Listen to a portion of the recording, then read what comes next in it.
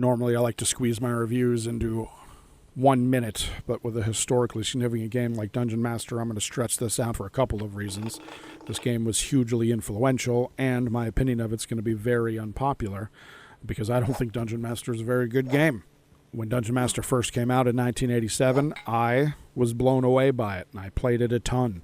Insane sound, the combat, everything happening in real time, the interesting characters. I was immersed. I was a part of the world. I loved this game and played it more hours than I probably should care to admit. I recently took the time to replay the whole thing again, and there's a couple of things that stand out to me that make it impossible to recommend. And it was flawed back then. We were just willing to look past it.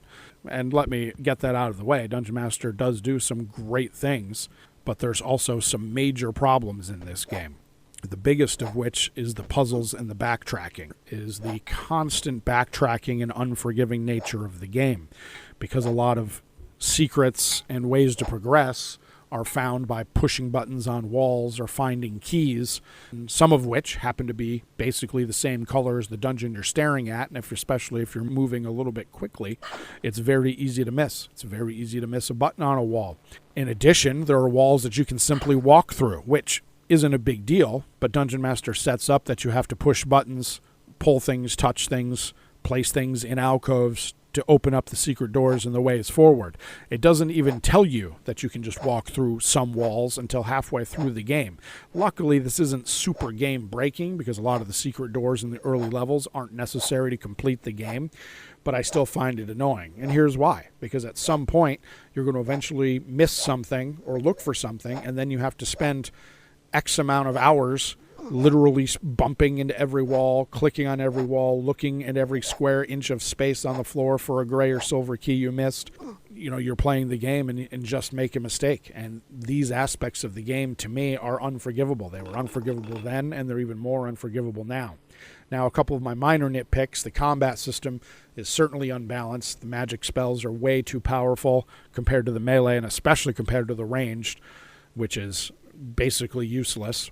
And while the rune system for spells is cool, I like the concept of it, it's a problem in the real-time scenario because you're faced with quick decision-making, and therefore you're going to cast the easiest spells almost exclusively. Yes, you can preload and have a 4-rune spell ready to go, but in the heat of combat, you're going to stick to the 2 or 3 spells. Fireball in particular is easy to cast because the runes are right next to each other, so it's easier to fire them off. So while the concept of the rune spell system is very cool, in practice it has some major flaws. Some reviewers will complain about the ability to sidestep most of the combat, or using doors to kind of cheese most of the encounters, but you don't have to play this way. While I find this slightly annoying, I don't think this is game-breaking.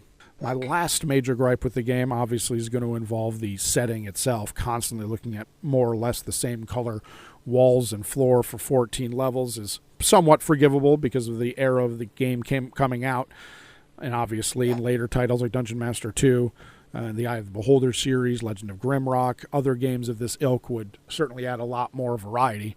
Playing through Dungeon Master, I definitely got tired of staring at more or less the same wall over and over again. The inventory management system also was a little tedious. However, the itemization is a little frustrating.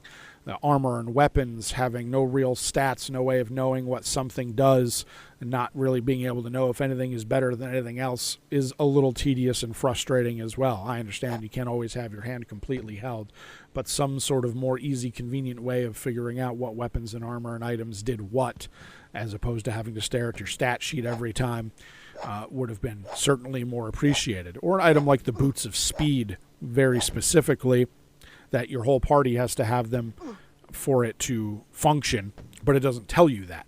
So things like that are a little frustrating. So for these reasons, it's impossible for me to recommend Dungeon Master in 2024, except for the most hardcore fans of RPG history or of the series itself. You can certainly do much, much better. Do I think it's a terrible game? No. Do I think it's a flawed game with some great aspects to it? Yes, I do. And I know this opinion's going to ruffle some feathers because it's a very well-loved and respected title. But sometimes you got to take off the rose-colored glasses.